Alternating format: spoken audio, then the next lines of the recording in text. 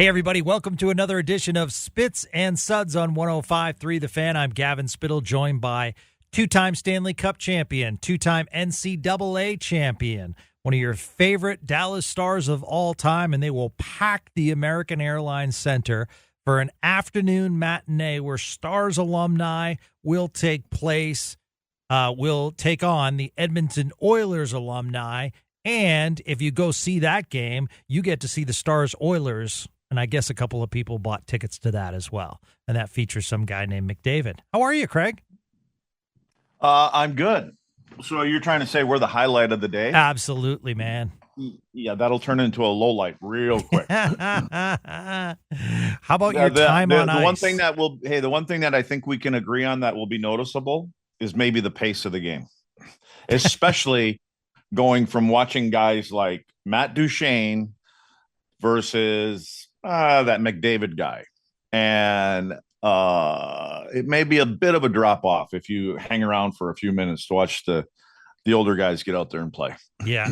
Yep. Are you saying Alice Hemsky still doesn't have the wheels? Well, you remember. I do. Well, no, you weren't there. Who was that left when you came to the charity game? Was it Hemsky? It was Hemsky, no. Yeah. Yeah, so I don't even know if he's off the IR again. Every time he plays with us, well, he's playing for Edmonton, so yeah, he may be a little worried about some of the guys here on the Dallas team that may want to rough him up a little bit for not playing with us since he skates with us all the time. Now he's a traitor going back to the Edmonton boys. So what's the have they announced the lineup and who's playing for the Stars alumni Saturday? Yeah, you would have to ask me that now. You could have asked me that, so I was prepared for it. Oh. Well, I can tell you that Vern Fiddler will not be playing. We were hoping Fids would play. Darian Hatcher's coming into town. Nice. So Hatchie will be here. Kevin Colley, he played for the Islanders, but Kevin lives here, works for the Stars at one of the Star Centers. And then let's see. I'm trying to think of some of the names that guys might remember. Bobby Basson's on the IR. Yep. So I mean, it's just amazing how many of these guys they just don't take care of themselves. Apparently, that's right. I mean, if you're not with the Craig Ludwig diet, then I mean, you just can't keep up. You got to keep all the parts well lubricated. Absolutely. And how would that lubrication happen? The drink of Craig Ludwig. Well, I don't want to narrow it down to just one. We're still looking for beer sponsors. That's aren't we? True. No, we certainly are. Yeah. Yes, yeah. Miller Lite. Yes, Miller Lite. We are looking for beer sponsors. Absolutely. And then on Tuesday, Craig and I have a charity dinner that we'll be doing. Thanks to that's more of a roast. We've established that should be called the Spittle roast. Yep. I honestly do not want to go, and I'd rather be watching Stars Rangers, but I will attend because. Well, you're telling me that we can't get a seat there that's got a TV on it, so we can take it all in. I mean, if we sit at the bar, we can. Well, when in Rome. That's true. So we'll give you the update on that next week. All right. A couple questions for Craig today because I've always been fascinated with this, and you've talked about this, Craig.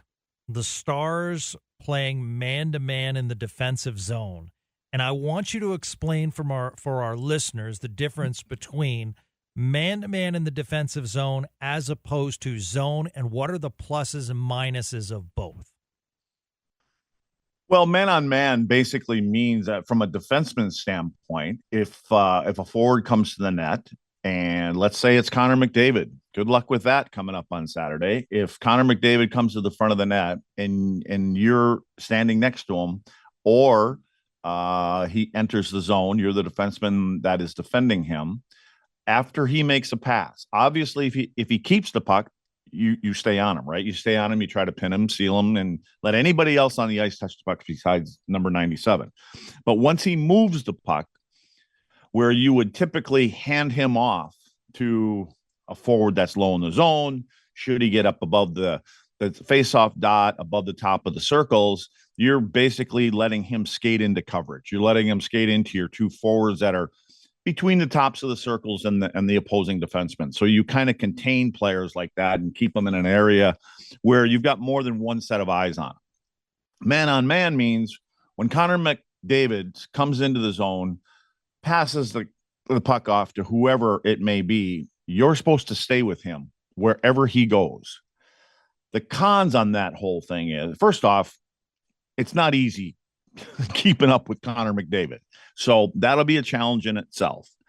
But what happens then, if McDavid hands the puck off to his Batman and Robin, he hands it off to Robin, he gives it to Draisaitl, you stay with McDavid.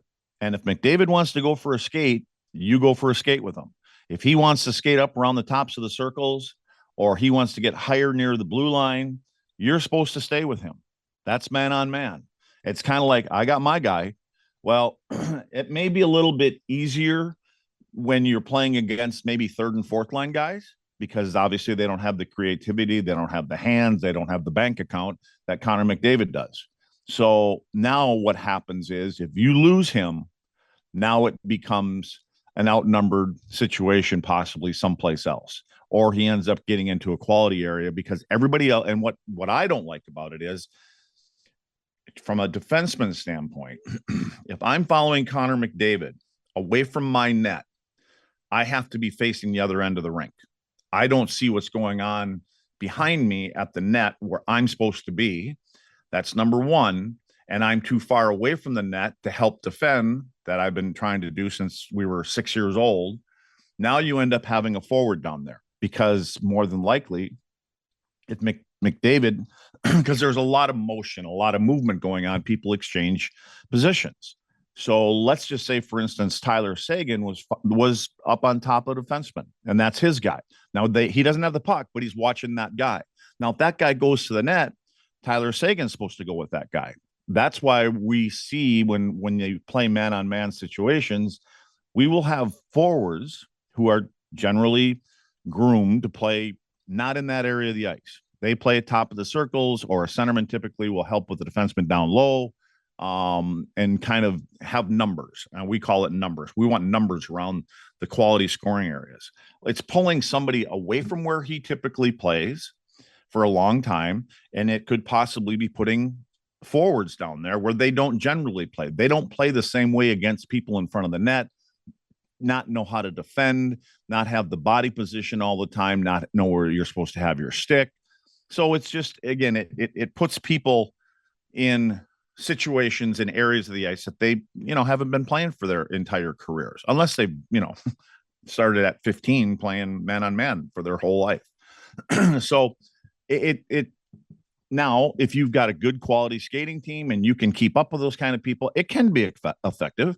But I just find that it's pulling defensemen, and I'm only speaking from defensemen, it's pulling defensemen out of good areas of the ice to defend and putting them in areas where I would not like them to see them. Now, that being said, watching the game against Carolina, I don't know if there was a change, but there were times when I would watch a defenseman in previous games, that forward that's standing in front of the net, and if he goes into the corner or he goes to get up high, our defenseman go with him. I didn't see that in that game.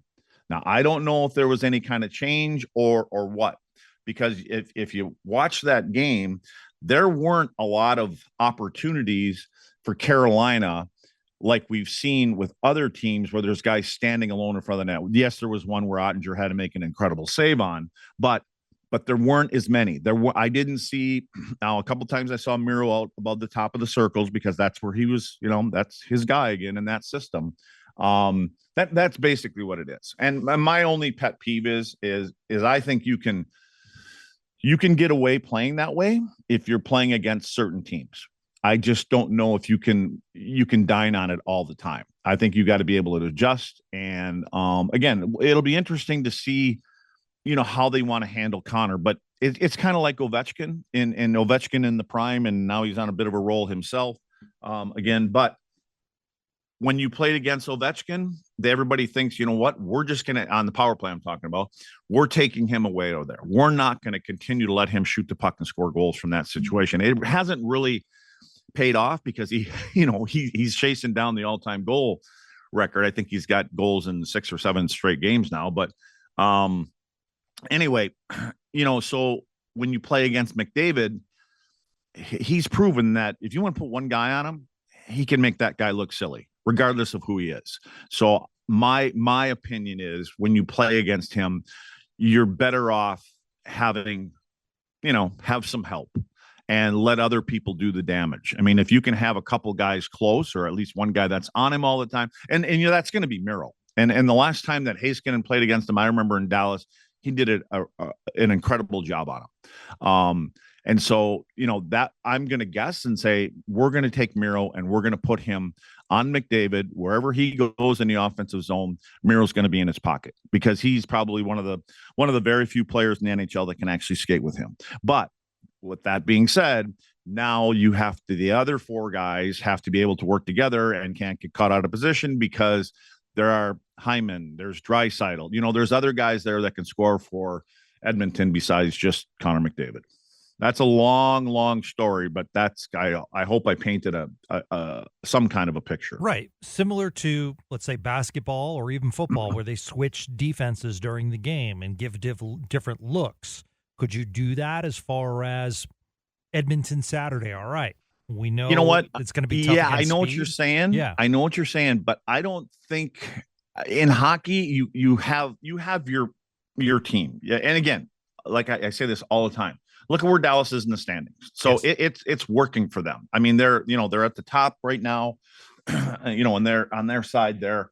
So it's like, hey, if it ain't broke, don't fix it. Well, my whole thing is never really about the regular season. It's about the playoffs. And we saw it last year in the playoffs. And we saw when goals were scored and there were players standing behind the net or players standing in the corner. In my opinion, they're not supposed to be there. So it's about playing, because when you get to the playoffs and you get to the second round, then the third round, and then the finals, they're really good teams. And they're really good teams. They're really good players. They're all clicking on cylinders. You're supposed to limit opportunities, and you don't give quality scoring chances. You keep things difficult on the other team. So, like I said, I'm looking forward to watching Miro and Draisaitl, Heiskanen, but I'm going to be concerned about the Draisaitl's, the Hymans, the other guys, making sure, because that means that, there's going to be a forward down in front of your net. If Edmonton is going, hey, here's how they play, Connor, you're going to do your thing. So you may come out of that game with, maybe not a goal, but maybe 2 or 3 assists. But again, Jake will have something, Ottinger will have something to say about that. But anyway, that's just my opinion. I just think that, you don't want to give anybody, I mean, whether they're in the top 3, top 6, top 9, you really don't want to give them outnumbered rush or opportunities below the hash marks. And especially, I don't put it on forwards all the time. It's not where they've been groomed to play, so to speak. And they still have a job to do, so, but again, I can't, it's hard to argue, because Dallas they're winning hockey games, and they're climbing up the standings. I love that you said that it's tough to switch, and that where they are. And the reason I say that is because for the Spits and Suds listeners, I want them to understand it from the other sports, because there are a lot of people that have said they listen to this podcast and to learn things. And the fact that you, as a 17-year, 2-time Stanley Cup defenseman, said you can't really switch it up on the fly like other sports. That's fascinating. So let me just be clear on that. Now, just because when I say make a switch, I'm talking like in game, all of a sudden go from here to here. Yeah. I think that what they can do is they can check the game after Carolina. Again, I'm saying I didn't see a lot as much as I've seen in the past, as far as defensemen traveling away from what I consider quality scoring chances. Maybe they made some kind of a switch. Maybe they're preparing for Carolina and now Edmonton. So, but you can have different systems. I mean, you can work on things throughout the course of the year, depending on your opponent. And again, I think the philosophy for us and a lot of teams is, this is us. This is who we play. We believe in what we're doing, and we're bringing it every night. We're going to get really good at what we do. But it doesn't mean that you can't have something else in your pocket, because for me, playoff hockey is about adjustments. And I thought there were a couple times last year during the playoffs that they could have made a couple adjustments and, just little tweaks here and there. So, and I'm sure they've all learned from it, and we may see that starting in the last, 20 games. Who knows? But you can come in with a game plan because these guys are, I mean, they're the best in the world. It's not like they can't and haven't played a normal, well, depends on who considers normal, but man on man and zone coverage are just a little bit different, right? We know one, you just follow a guy around. The other one, you kind of have to be in certain areas. You take away quality scoring areas. So they can easily switch. I mean, will they come in with that kind of a game plan? I don't know, but I think over the last 6 or 7 years, a lot of people have had and tried game plans with Connor McDavid, and it hasn't really panned out. So, but I can see in this circumstance, they do have the one guy, the one defenseman in the league, one of few that, in my opinion, be the closest to be able to, step by step. When Carbo played, and long time ago, and Carbo wasn't the fastest skater, Guy Carbon, wasn't the fastest skater out there, but Carbo knew position. He knew how to frustrate the Forsbergs, the good players. He could frustrate those guys because they had no space, they had no time. And what you really do is you learn tendencies. And that's the only way I survived. I knew that when I played against a certain forward, when he was coming through the neutral zone, got into the offensive zone, I knew, did he like to fake a shot and then try to make a move? Did he go down the wall most of the time and try to take a shot from there? Did he like to get to the interior, or does he want to come up the wall? Fedorov, and when he played in Detroit, if you took the middle away and you could give him space, as soon as he got about to the hash mark, he'd always curl back. He'd curl back up the wall. I did my job because we always have a guy coming back into the zone. Now, all of a sudden, he curls up. We have a forward coming back, and we can shut him down.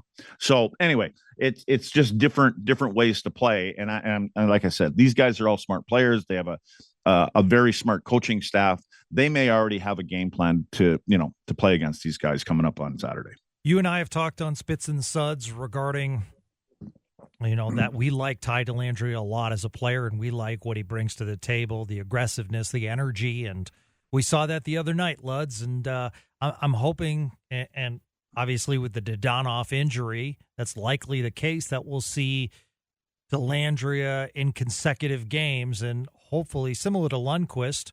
It's tough in and out of the lineup, but we saw when Nils Lundqvist was in the lineup on a regular basis, how the consistency appeared as well. And it'll be great to see if Dellandrea can equal what he did on Tuesday night. A team-high 6 shots, it's not going to happen all the time, but he just was active throughout the game. He made a good case for himself, not only for the next game, but for when Dadonov comes back, as far as who would they take out of the lineup. I think that, but now he has to, continue to do that. That was one game, but I think we've agreed. I mean, we've seen Dellandrea play that kind of game before. I think sometimes we're always wondering, why isn't Dellandrea in the lineup? He brings this, he brings that. So anyway, you saw what he did, and now you see what he can do when he gets some minutes. And I think that was the biggest thing. I think when you look at the game that he played, the chances that he got, he's a guy that plays in straight lines. Yep. He's not the kind of guy that comes into the offensive zone and curls up, right? Like, he doesn't curl to the wall. He takes the puck to the net, which is a direct game, which I, as a defenseman, we find that a lot harder to play against. So, and again, I think that you're probably not going to see Wyatt, Dellandrea, whoever. I don't think you're going to see those guys out there against the Hymans, the McDavids. It depends on what they do with their lineup. You might not even see them out there against Leon Draisaitl and Evander Kane, if that's how they run their lines. But, the other two lines that they have, Fogle, McLeod, Holloway, guys like that, he'll play against them. So I think he's still, but again, what is that the top two lines for Edmonton get a lot of ice. And, so the bottom two lines don't. So, I think it plays right into the role that Dellandrea plays in, and he's going to be fine doing that. And I don't think he'd have a problem playing against, the top lines if he gets stuck out there. Or I don't want to sound like stuck out there. If he's out there, you can hang there and get the change when you change. I don't think you have to be concerned about him being a liability on the ice against top lines. They want to have certain lines to play against certain people, and we'll see. Do they want to go power on power? And I would think the way that Duchesne line is playing, that would be, possibly my choice to play against the McDavid's. But we'll see what they do. I mean, they kind of changed things around in Edmonton, and I think the last game they didn't even have McDavid and Draisaitl together. So I think one of the top lines in the league are when Draisaitl, Hyman, and McDavid are together. So, but the good news is they're the visitors, and Pete DeBoer will have last change and get the guys out there that he wants against them. So tell me about Jamie Benn, because I think it's a lot of Stars fans are looking, and we know there are things that he does on the ice, and I want you to point out some of those things. But great year last year, and this year, it's been a little bit slow for the captain. Yeah, but why is it slow? Again, because of the McDavid line. McDavid line. I'm stuck on McDavid because of that other line. Yeah, I mean Duchesne, Archman. Look at what that line is doing, and it's hard not to trot those guys out there more than anybody else. I mean, we know that you've got the Hintz line and Robo and Pavs, and so you've got two top lines. So Jamie, we talked about this, before, like if Jamie gets pushed down a little bit in the lineup, where does he get his minutes? Well, he's getting his minutes on the power play. I mean, the guy, it seems like he never loses a faceoff, or at least an important one. So it's always the right time to have Jamie Benn out there when there's an offensive faceoff in the offensive zone on a power play. And, especially on the left side of the ice, you got to have him out there because most of the time he wins that draw. And then what does Jamie Benn do? He goes to the front of the net. He's like the perfect power play guy, and again, I can kind of compare him, not from a centerman taking faceoffs, Corey Perry. And we're probably going to see Corey Perry in the lineup against the Stars. Again on Saturday. So Corey Perry, if there's a power play, maybe not the first one, but Perry's going to he makes his living, inside that crease at the other end of the rink. So, but that's what Jamie does. I mean, and Jamie's their leader. I mean, that hasn't changed. He's a physical guy. He plays within the role that he gets. And I think that's the beauty of Jamie. Is he a top two guy right now? Top two line guy? No. But if, one of those centers goes down, you're going to probably plop him in that area. It all depends on the game. So, but as an opponent, regardless if he's been in the league for 5 years or 12, what you're going to be playing against. And that if one of your players or yourself has a questionable hit on, one of the Dallas Stars, and who you're going to have to answer to. Jamie's not going to run around like he's Ryan Reeves or anything like that because he can play the game. But you've got to, you may have to pay the price with Jamie. I mean, he is an all-around player, but let's, again, who's the only one undefeated in this whole life is Father Time. So, it catches up to everybody. Yep. And does he have the hands and the speed and everything that he's had before? No, I don't think many players do, but he gives you everything he's got when he's out there. All right, let's talk old school versus new school, because a few days ago, Ottawa in the final seconds had an empty net goal. And I know Ridley Gregg of the Ottawa Senators, I don't know, probably, what do you think, 20, 30 feet from the net, decides to do I don't know. I'd say about 10. 10? All right, let's say 10 feet. Does a full-on slap shot to score the goal. There was about 7 seconds remaining, so he could have, he could have just tapped it and he could have done whatever he want. But Morgan Rielly, the defenseman for Toronto, does a beeline to him towards the boards. Greg is not looking. Very high stick across the face. He goes down. Morgan Rielly suspended by NHL player safety for 5 games. So, personally, Craig, I think I wish Morgan Rielly went lower and did something because I'm not against what he did. And I'm old school in that, but I think you have to have a suspension when you go to someone's face like that with a cross check. But, there are the new school thinking, like, what does it matter? And, it's very much like the old school baseball sliding into second base hard or taking out someone on a double play or, these things have been banned from baseball now. So I just wanted to get your thoughts, and if you were playing, what you would have done and what that means to a team when you're about to lose. you know you're going to lose, and then the opposing team almost wants to put an explanation point on it. So there's a lot to unpack in this whole thing. Yes. I have no problem from either side. There's no rule that says you can't skate to the top of the crease in an empty net and take a slap shot into the net. There's no rule against that. Correct. Do whatever you want. Was he rubbing it in a bit? I don't know if he was. I don't know if he has that intention to say, hey, I'm going to ram it up Toronto's ass right here. I don't know if that's what the line was, but there's no rule against it. And it's Ottawa. They're at the bottom of the league, but they have a way of beating Toronto. So, but there still is, the rules, the old school rules. Like it's kind of like, snubbing your nose at a team. And, but this is more about O'Reilly than it is about Greg. I will say that if you watch that in slow-mo, Rielly, he did not mean to cross him in the face. Right. I agree. It slides up the shoulder pad. And that's what you would typically do on any kind of a cross check. Not that, again, I know they're not that legal and all this other kind of stuff. And I think Greg saw him coming. He took a look over his shoulder. He saw him coming. I don't think he expected what happened, but I think what he expected is it's not Ryan Reeves coming. Okay. It's Morgan Rielly. And so he's not a dirty player. Never has been. First time he's ever been suspended in 800 games. How many he's ever played? He is, he's an offensive defenseman and he's a skater. He's a really good player. So he doesn't have a history of that. So I don't think you're worried about, Greg's not worried about that, but there is the code. So you kind of stuck it in our face. And the other thing is there is this persona. It's not even a persona. It's true that Toronto is a soft team. There's a reason they go out and get a guy that I don't believe he's got a big impact on the game anymore, but he's there in Reeves. They have that stigma about them. They lean on 4 or 5 super skilled players, that team.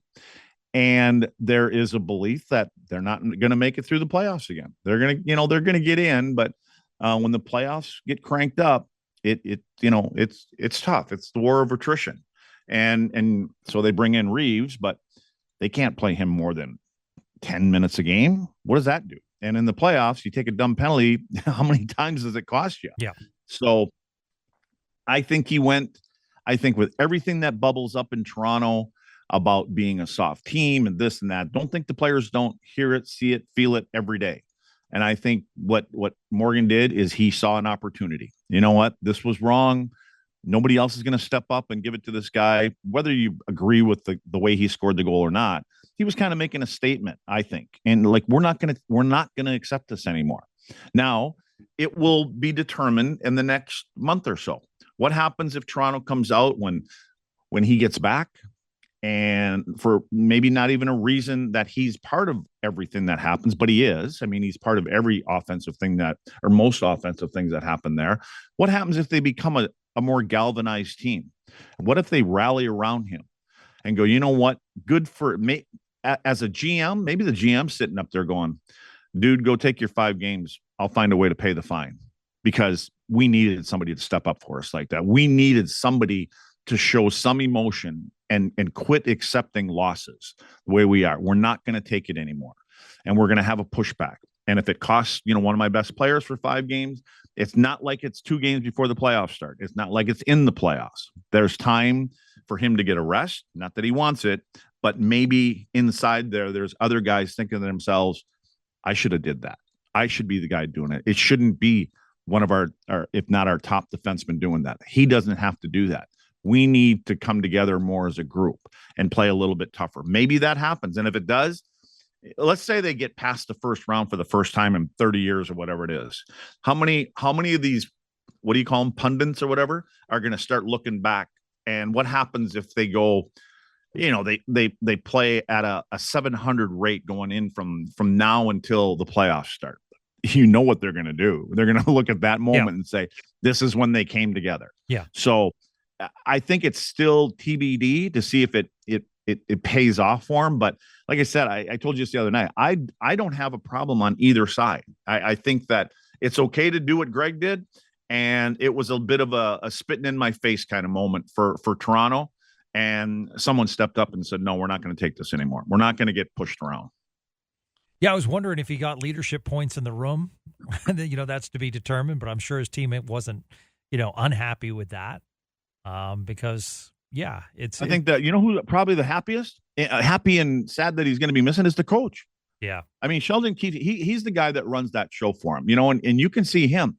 He's a frustrated guy right now. He's yelling and he's screamed at his players. They know that every night they play the game, they're on national TV. Yeah. And so you don't see a lot of coaches come down hard on players like that when they know the cameras are on them. And so you can see he's frustrated and you're in the fishbowl there. So there's always, we need a new coach. You got to get rid of the coach before the playoffs start. Right. These guys aren't going to be able to make, all that kind of stuff. So now he's got a guy that, pulls that off in that game. And he's going, you know what? One of my leaders stepped up for me. Now let's the rest of us follow along. Let's survive, the next 4 games or whatever they have left before he comes back. And let's take that and let's plant that flag and let's have that be part of our identity. Let's have that pushback from all 20 guys. It doesn't mean you're going to, I'm not talking about the cross checking and getting suspended and stuff like that, but let's play with an edge. Let's not be known for our top goal scorer in the league. Let's not be known for Marner dancing around or Nylander being possibly one of the best players in the league. Let's be known for something more than that, because being known for that isn't getting us every year after year where we want to be. I think this is going to be interesting, and I know that every game matters, Craig, but I think this stretch, Carolina, Nashville, who honestly, we haven't touched on it, they've struggled against Nashville this year. Edmonton, Saturday, and then a back-to-back Boston and New York Rangers. We're going to see what this team's all about. That is probably the toughest stretch of the season, I would say. Yeah, I agree, and especially they'll take care of Nashville. Then it starts. And I agree with you. They do seem to have Nashville's just I don't know what it is. Pesky. They're actually heavier than I thought they would be. Trotz has got them going a little heavy. Dallas will take care of them. Dallas will take care of Nashville. And then for me, it begins 3 and 4 nights. Connor McDavid, a Boston team that doesn't lose a lot, a Ranger team that I think went through their slump, and I think they may have their goaltender back in line. So that's those 3 games right there, Ottawa, whatever, and then Carolina again. Okay. And then now you're going to play Carolina in their building. Yeah. Carolina's a good team. The only problem with Carolina, my opinion, any team that has to have 3 goalies, they have a problem. Yes. They have a problem. And they're waiting for Freddie to get back. If Anderson comes back, which, it's been his noggin, I guess. And so you never know how that's going to pan out. But Freddie Anderson's been pretty much hurt his whole career. I think it's the reason he's not in Toronto anymore or wherever. But they have a goaltender problem. It may not be a big problem, but they're a hard team to play against. They're a territorial team. They play with speed. They play direct. Pucks get to the net. So anyway, Dallas did a good job winning that game. Ottinger made, timely saves when he had to. But yeah, you're right. I think that's and it's a tough stint. And then they finished the month off with Colorado and Winnipeg. Yeah. I've never been a big believer in Winnipeg, but you got to give them credit for what they've been doing. But I don't know. But we'll see. So yeah, it's a fun stretch to watch too, because I think, we'll see the pros and cons of this team, which is fascinating because, Jim Nill's going to get an excellent look against premier teams heading toward the trade deadline. So the timing of this actually works out. Yeah, and ironically, the top 3 candidates for a trade all are from the same team, the Calgary Flames. Yep. And one of them is the defenseman that we talked about. Yep. I just don't know if Dallas would be able to pull a Tanev move off. But we'll see. And they may be, they may say, listen, we believe in what we have. We don't know. Right. And Lundqvist you can see Lundqvist is playing with a lot more confidence. So I know you're a number 2 guy isn't your fan favorite right now, but and I'm not talking about Darren Hatcher. I'm talking about the other one, the current one. Yep. Yeah. I will say this, Spits and Suds listeners. On the last road trip, Craig broke it down and said they'd win in Buffalo and in Montreal, and they'd have trouble in Toronto, and that came to fruition. So you just heard him talk about this road trip and his confidence there. So I'm not saying bet the house, but, Craig knows what he's talking about, right? Well, it's not the confidence thing. I'm just saying it's a test. I just think that I'm not concerned about Nashville, but I don't have to worry about it anymore. So I just believe in Dallas, especially at home against the Nashville team. And I just think that I'm very curious about the Edmonton game. I just want to see how they play against them. That's my thing. Win or lose, it's not going to.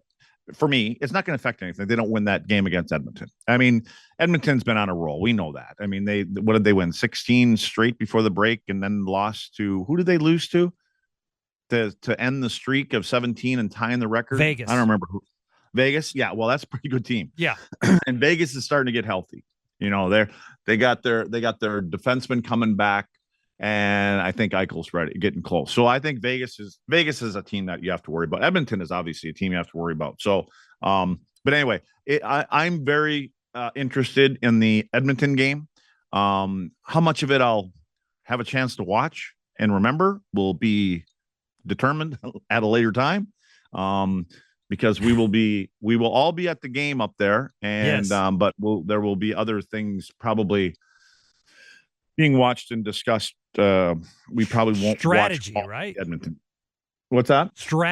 Key strategy against those Edmonton Oiler alumni. Well, this is a Stanley Cup on Stanley Cup matchup. Yeah, well, they've got a lot more Stanley Cups than the Dallas Stars do. Names like Lowe and Ludwig. Yeah, Lowe and Ludwig. I'm doing a little round table thing on Saturday afternoon. Bank of Montreal is sponsoring it, and we've done it the last couple of years. And so I'm going to have Kevin Lowe, Craig McTavish, Chris Joseph, and then they are bringing guys along like let's see, Rafi Torres, Richie Sutter is going to play. So, and I was looking at Kevin Lowe, kind of looking up some things, and 6 Stanley Cups. So yeah. He's got the Royal Order of Canada. I'm not completely sure what that is, but I know it's a high honor in Canada. Sure. Kevin Lowe has done everything. Now, Kevin's not going to play, I understand. So, GM, coach. I mean, I'm really looking forward to talking to him. And I was just kind of going, man, what kind of numbers does he have? The only thing I can say is I played 2 more games than you, and I think that's it. So, otherwise, we have nothing in common. Yeah. So, anyway. But I hear he's a super guy, and Craig McTavish was the last guy to not wear a helmet in the NHL. So, and he actually ripped the tongue out of the mascot in Calgary. If you remember that, I don't remember what the mascot was called, but obviously the Edmonton and Calgary have a bit of a rivalry. And Mac T turned around, and the mascot was hanging over the glass behind the players' bench, and he just turned around and ripped the tongue right out of the head of the mascot. Wow. Well, if you're going to the Stars game, which is going to be an awesome afternoon tilt on Saturday, nationally televised on ABC, stick around after the game as it's for a great cause. The Dallas Stars alumni take on the Edmonton Oilers alumni. Interesting to see the ice time of Craig Ludwig as he was playing Miro Heiskanen-like minutes when I saw him the other night against SMU. So should be interesting how they manage Craig's time on ice now that he's got his cardio in. I expect the same, right, Craig? Of course. Yeah, we played yesterday afternoon, and we only have 3D on each team. Oh, so for an hour and a half. So and then we're skating again tomorrow. I think I got a game tonight too. Tomorrow, and then the game on Saturday. So I will be recovering on Sunday from more than just hockey. I would imagine. Well, I appreciate it, sir, as always, and we'll give a full recap of our roast on Tuesday night, our charity roast. We should be doing that live. We should be doing that live. Bring a microphone and just put it at the table? Yeah. We could do that in the future. I am against, I'm against this whole thing. I'm not, you're like convincing me to do things, and that's not right. This is a tough night for me emotionally. I end up walking off, not saying goodbye to anyone, my head held down with low confidence. Let's just say Gavin Spittle is on the menu that night. Some inside information and Jared Sandler texted, because it's for Jared's charity, the Sandlot charity, awesome cause. And Jared wanted to confirm, and Craig's confirmation was the following: a baseball bat, a piñata, and a picture of me. Yeah, well, that wasn't a baseball bat. That was Barney Rubble's. Yeah, it was a club. Oh, that makes it better, of course. Yeah. Well, thanks for joining me, my friend. I appreciate it. Enjoy the hockey this weekend and go get them against the Oilers. Hey, I got to remember to tell you that Al Secord's going to be playing. Oh, yeah, Landon Wilson, former Dallas Star. Yeah. So, David McKee, who from Dallas here, goaltender, went to I played for Anaheim. So David still lives in Dallas here. Family's from Dallas. David's been here for a long time. Al Montoya, Turco. I think Turco's going to be playing. I'm pretty sure Marty's going to be playing. Is Al Montoya going to be in net for you guys? No. Al and Marty do not. Marty doesn't, because I believe he had a hip, some hip work done here a few months ago. So, but for the most part, he usually plays. Marty plays out. He doesn't put the pads on. Neither does Al. Al plays defense. Oh, Eddie Spine, Eddie Belfour. Forgot about Ed. I didn't think he was going to be playing. He's working on his whiskey company, but it sounds like he is going to be playing. Darian Hatcher, like I said earlier. But yeah, the goalies usually don't. I think I don't know if I don't have the confirmation yet, but I think Letts is going to be our goaltender, Kari Lettinen. So he usually is in these games. But I haven't heard. Maybe he will be there tomorrow. We're having a team skate in Farmers Branch at noon. So he may be there for that. But Letts doesn't have names. to. Yeah. Kudos. I'm glad you brought that in at the end. That's boy, Al Secord. What a great name in hockey. Yeah. Yeah. Oh, are we still recording? Or are we done? No, we're still recording. Oh, damn it. I thought we were done. No, we're done now. Wrap it up. We're done. For two-time. I'm trying to get back to the case on TV here. There's some Willis Wade case going on. For two-time NCAA champion Craig Ludwig and two-time Stanley Cup champion as well, I'm Gavin Spittle. That'll do it for Spits and Suds. Have a great day. I should have been a prosecutor watching this shit. I should be a prosecutor. We'll see you again later on.